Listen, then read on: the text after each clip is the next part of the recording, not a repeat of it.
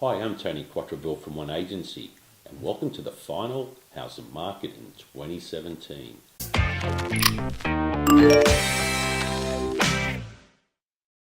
As the year draws to a close, it's a good opportunity to reflect on the year that has passed. 2017 has been an eventful year, with real estate topping the national headlines almost every week. We started the year with auction clearance rates on the northern beaches around the 80% mark. However, the last couple of weeks has seen the northern beaches underperform the city average at 63%. Auction clearance rates are seen as one of the ways to define how the market is performing. It must be noted that a normal Sydney market would see clearance rates around 55 to 60%. So we are tracking back to typical market conditions as opposed to the buyer frenzy and double-digit returns over the past 5 years. Take a look at this graph showing the steady decline in clearance rates as 2017 progressed. And to paint another picture, here's a graph showing the monthly growth in Sydney's housing prices over the year. As you can see, market growth has been declining into negative territory since July.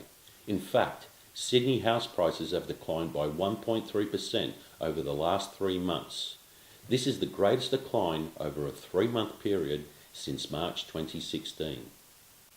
The cream has now been wiped off property values, so vendors trying to achieve the prices obtained earlier in the year and in record time have been caught unexpectedly.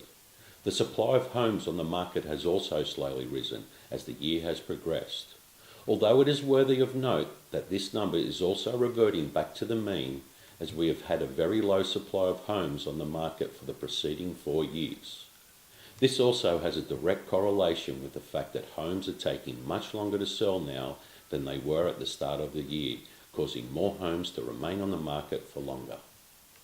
So it's no question that the market has now reached its peak and buyer sentiment has definitely changed. The market has been trying to reach this point for a while now. It's only kept going because of monetary policy and interest rate cuts. This life support has now been switched off, as banks have been forced to make it harder for people to borrow, and an interest rate cut by the RBA is quite unlikely for the foreseeable future. So we'd rather deal with a market correction now than continue to kick the can down the road and deal with a potential market crash later. And let's not have short-term memory loss here.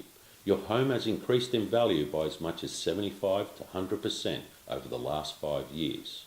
So the next 5 years are probably not going to be like the preceding years. I've seen this point in the market many times over my 32-year career.